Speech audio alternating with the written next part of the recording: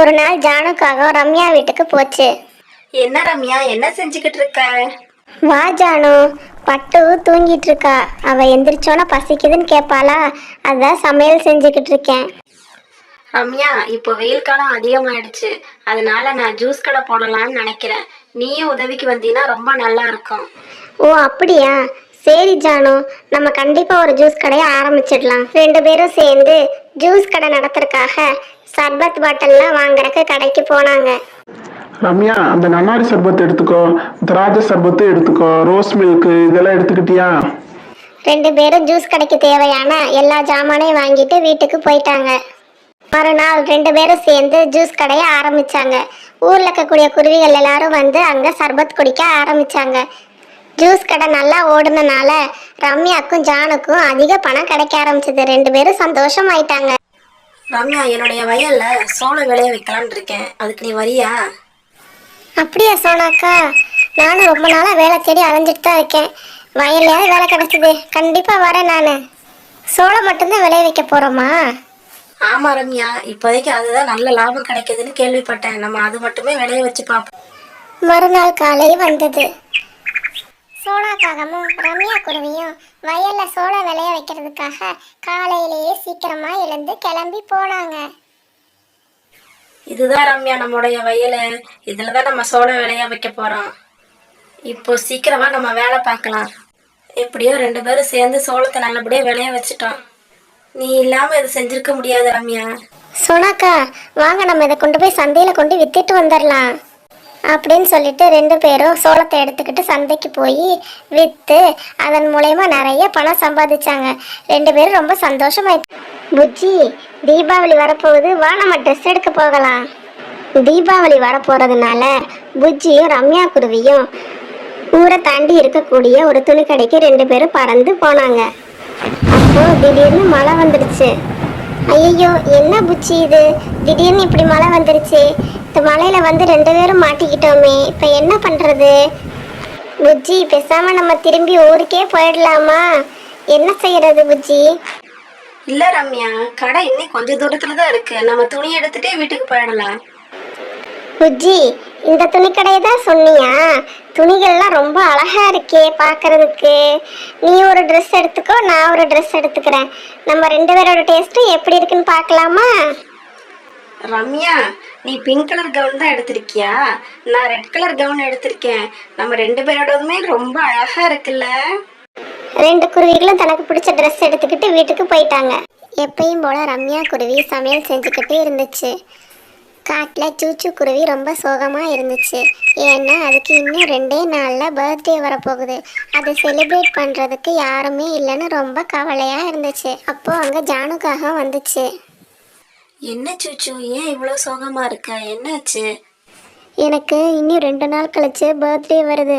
அதை செலிப்ரேட் பண்ணுறதுக்கு யாருமே இல்லை ஜானு, அதான் சோகமாக இருக்கேன். இதை கேட்ட ஜானுக்காக ரம்யா குருவி கிட்ட போச்சு. ரம்யா, இன்னும் 2 நாள்ல சூச்சு குருவிக்கு பர்த்டே வரப்போகுதான். அதை செலிப்ரேட் பண்றதுக்கு யாருமே இல்லைன்னு சொல்லி ரொம்ப சோகமா இருந்துச்சு.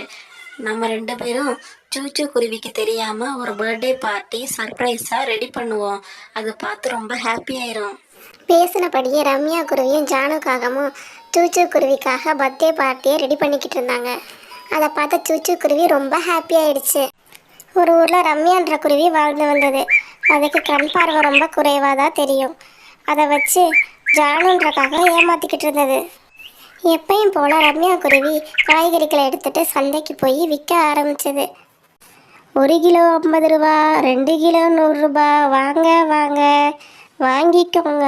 1 கிலோ 50 ரூபா, 2 கிலோ 100 ரூபா. ஆஹா, இந்த கிளவி வந்துருச்சு போலயே. இன்னைக்கு இந்த கிளவிட்ட 20 ரூபாயை கொடுத்து ஏமாற்றி நம்ம வாங்கிட வேண்டியதான். எப்பயும் போல் ஜானுக்காக 20 ரூபா மட்டும் கொடுத்து 50 ரூபா கொடுத்தன்னு ஏமாற்றி வாங்கிட்டு போயிடுச்சு. இது எல்லாத்தையும் சூச்சு குருவி பார்த்துக்கிட்டு இருந்துச்சு. பாட்டி பாட்டி, அந்த காகம் உங்களைய நல்லா ஏமாத்திட்டு போகுது. 20 ரூபாய் கொடுத்துட்டு 50 ரூபான்னு ஏமாத்திட்டு போகுது பாட்டி.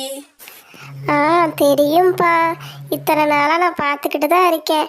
பாவ பசிக்கு தானே சாப்பிடுது, சாப்பிட்டுட்டு போகுது அப்படின்னு ரம்யா குருவி சொல்லுச்சு. ரம்யா குருவியும் சூச்சு புறாவும் ரொம்ப நல்ல நண்பர்கள். ரம்யா குருவி தன்னுடைய பொண்ணு கல்யாணத்துக்காக கொஞ்சம் கொஞ்சமாக கஷ்டப்பட்டு நகை சேர்க்க ஆரம்பிச்சது. வெயில் மழைன்னு பார்க்காம ரம்யா குருவி ரொம்ப கஷ்டப்பட்டு பணம் சேர்க்க ஆரம்பிச்சது. இங்க பாரு சோட்டு, இப்பதான் நான் ரம்யாவை பார்த்துட்டு வந்தேன். அவ தன்னோட பொண்ணுக்காக நகை வாங்கி வச்சிருக்கேன்னு சொன்னா. அவ ரொம்ப கஷ்டப்பட்டு பணம் சேர்க்கிறா. பாத்தீங்களா, ரம்யா கூட எவ்வளவு சீக்கிரம் நகை சேர்த்துட்டா. நீங்களும் தான் இருக்கீங்களே, எவ்வளவு நாளா நானும் உங்ககிட்ட நகை கேட்டுக்கிட்டு இருக்கேன். பேசாம நீங்க அதை எனக்கு எடுத்துட்டு வந்துருங்க, திருடிட்டு வந்துருங்கன்னு சொல்றேன். இந்த சோட்டுக்கு கொஞ்சம் கூட அறிவே இல்லை. ரம்யாவே ஏற்கனவே கஷ்டப்பட்டு அவள் பொண்ணுக்காக நகை சேர்த்துக்கிட்டு இருக்கா. அதை போய் எப்படி நம்ம திருடிட்டு வர்றது?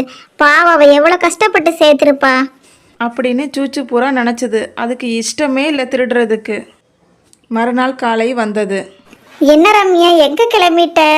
வீடெல்லாம் போட்டுட்டு எங்கே கிளம்புற மாதிரி இருக்கு?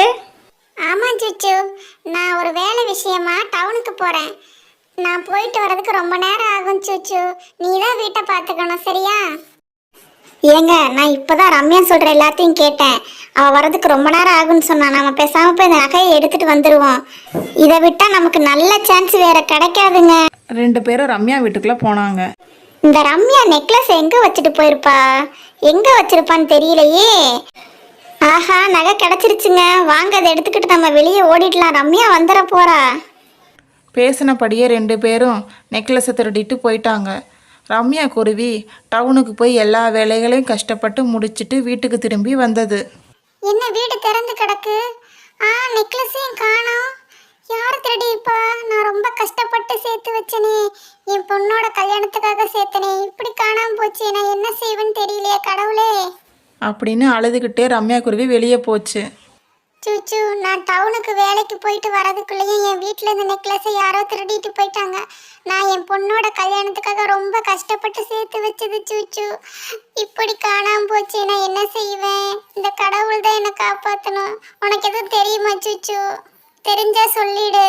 அது நான் ரொம்ப கஷ்டப்பட்டு சேர்த்து வச்சது. அழாத ரம்யா, எனக்கு மனசு ரொம்ப கஷ்டமா இருக்கு. நான் அந்த சோட்டுக்கிட்ட எவ்வளவோ சொன்னேன் அந்த நகையை திருட வேண்டான்னு. அந்த சோட்டு தான் கேட்கவே இல்லை. என்னை மன்னிச்சிடு ரம்யா.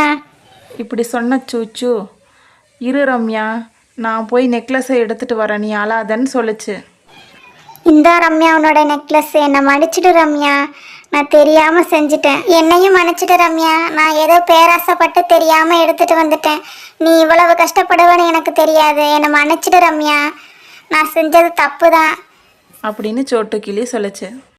நல்ல வேலை, நம்ம கஷ்டப்பட்டு சேர்த்தது எப்படியோ திரும்ப கிடைச்சிடுச்சு. இனிமே இதை பத்திரமா வச்சுக்கணும். ரம்யா குருவி ரொம்ப சந்தோஷமாயிடுச்சு. காட்டில் மழைக்காலம் முடிஞ்சு பனிக்காலம் ஆரம்பிச்சது. அப்போ ரம்யா குருவி வெளியே பறக்க ஆரம்பிச்சது. அங்கே ஒரு குருவியை பார்த்தது. அதோட பேர் ஜூஜு. அந்த ஜூஜு பனியில் ரொம்ப கஷ்டப்பட்டுக்கிட்டு இருந்துச்சு. ஜூஜு, நீ மட்டும் ஏன் இந்த பனியில் வெளியில் இருக்க? வீட்டுக்கு போகலையா? இல்லை ரம்யா, என்னுடைய வீடு மழை காலத்தில் அடிச்சுக்கிட்டு போயிடுச்சு. அதனால எனக்கு வீடே இல்லை. இந்த பனியில் தான் நான் ரொம்ப கஷ்டப்பட்டுக்கிட்டு இருக்கேன் அப்படின்னு ஜூஜு குருவி சொல்லுச்சு. இதை கேட்ட ரம்யா குருவி, இந்த ஜூஜுக்கு நம்ம கண்டிப்பாக ஒரு வீடு கட்டி தரணும். பாவம், இது பனியில் எவ்வளவு கஷ்டப்படுது அப்படின்னு யோசிச்சது. அப்போ ரம்யா குருவி அங்க வந்த ஜானு காகத்தை பார்த்துச்சு. என்ன ரம்யா, இங்க என்ன பண்ணிக்கிட்டு இருக்க? ஜானுக்கா, நம்ம இந்த ஜூஜுக்காக கண்டிப்பா ஒரு வீடு கட்டணும். ஓ அப்படியா, கண்டிப்பா செஞ்சிடலாம். 2 பேரும் சேர்ந்து ஜூஜுக்காக ஒரு அழகான வீடை கட்டி கொடுத்தாங்க. ஜூஜு ரொம்ப ஹாப்பி ஆயிடுச்சு. நான் எங்க அம்மா அப்பா கிட்ட சொல்லாம சாப்பாடு தேடி வெளியே வந்துட்டேன். பாவம் எங்க அம்மா, நான் எங்க காணோன்னு சொல்லி அழுதுகிட்டு இருப்பாங்க. நான் சீக்கிரம் வீட்டுக்கு போகணும். அவங்களுக்காக சர்ப்ரைஸா சாப்பாடு, காய், பழம்லாம் எடுத்துட்டு போறேன். நம்ம குழந்தைங்கெல்லாம் சாப்பாடு இல்லாம ரொம்ப கஷ்டப்பட்டுட்டு இருக்காங்க. அவங்களுக்காக எங்கேயாவது போய் சாப்பாடு எடுத்துட்டு வாங்க. நீ கவலைப்படாத, நான் போய் எடுத்துட்டு வரேன். இந்த முட்டைகள்லாம் இங்கேயே பத்திரமா இருக்கட்டும். இது என்ன பழங்கள்லாம் நிறைய இங்க இருக்கு. இதை எடுத்துட்டு போய் நம்ம குழந்தைகளுக்கு கொடுத்துட வேண்டியதா. அவங்க சந்தோஷமா சாப்பிடுவாங்க. நம்மளும் ரொம்ப தூரம் அலைய வேண்டியது இல்லை. இவ்வளவு சீக்கிரம் பழம் கிடைக்கும் நினைக்கவே இல்லை. நம்ம பட்டு எங்கேயும் போயிருக்க மாட்டா. பக்கத்துலதான் எங்கேயாவது போயிருப்பா. நீ இப்படி அழுகிறனால ஒன்றும் நடக்க போறது இல்லை. நீ கவலைப்படாம இங்க அவ வந்துடுவா. ரம்யா குருவி தன்னோட மகளான பட்டுக்குருவியை தேடி பறந்து போனாங்க. இந்த பட்டு எங்க போனான்னு தெரியலையே, சொல்லாம எங்கதான் போனாலோ. வீட்டுக்கு வரட்டு, அவளை வச்சுக்கிறேன். இங்க பழங்கள்லாம் நிறைய இருக்கு, இது எடுத்துட்டு போய் எங்க அம்மாவுக்கும் அப்பாவுக்கும் நான் கொடுக்க போறேன்னு அவங்க ஜாலியா சாப்பிடுவாங்க. அம்மா, உங்ககிட்ட சொல்லாம வந்தது தப்புதாம்மா, என்னை மன்னிச்சிடுங்க. நம்ம வீட்ல பழங்கள் இல்லைன்னு சொல்லிதான் நான் எடுக்க வந்தேன். அம்மா, நான் ஒரு இடத்துல பழங்களும் காய்கறிகளும் இருக்கத பார்த்தேன். நம்ம தினமும் அங்க இருந்து எடுத்துக்கலாமா? அங்க யாருமே இல்லம்மா. பட்டு எடுத்துட்டு வந்த பழங்கள் எல்லாத்தையும் அவங்க அம்மாவும் அப்பாவும் சந்தோஷமா சாப்பிட்டாங்க. குருவிகள் எல்லாம் ரொம்ப சந்தோஷமாயிட்டாங்க. அன்னைக்கு காட்டுல சூச்சு குருவி ரொம்ப பசியோட இருந்தது. உணவு தேடி வெளியே பறக்க ஆரம்பிச்சது. அப்போ திடீர்னு மழை வர ஆரம்பிச்சது. அச்சச்சோ, இப்படி மழை பெய்யுதே, இந்த மழையில வந்து நம்ம மாட்டிக்கிட்டோமே, அம்மாக்கு தெரிஞ்ச என்ன செய்வாங்களோ என்னமோ, இன்னைக்கு நல்லா திட்டு விழுக போகுது. அம்மா அம்மா, எனக்கு ரொம்ப பசியா இருந்ததுமா, திராட்சை பழம் சாப்பிடணும் போல இருந்தது, அதான் வெளியே போனேன். மறுநாள் காலை வந்தது. தான் பொண்ணு சூச்சு கேட்ட திராட்சையை தேடி ரம்யா குருவி ரொம்ப தூரம் பறந்து போச்சு. பாவம் சூச்சு, ரொம்ப தூரம் நேற்று தேடி அலைஞ்சிருக்கா. திராட்சை பழமெல்லாம் இப்போ நல்லா கிடைச்சிருச்சு. இதை கொண்டு போய் கொடுத்தா ரொம்ப சந்தோஷமா சாப்பிடுவா அவ. இந்த சூச்சு. ஐ, தேங்க்யூ அம்மா, எனக்கு பிடிச்ச திராட்சை இருக்கு. குட்டி ஸ்டோரிஸை லைக் பண்ணுங்க, சப்ஸ்கிரைப் பண்ணுங்க குட்டீஸ். பாய். தேங்க்ஸ் ஃபார் வாட்சிங் சுட்டீஸ். லைக் பண்ணுங்க, சப்ஸ்கிரைப் பண்ணுங்க. பாய்.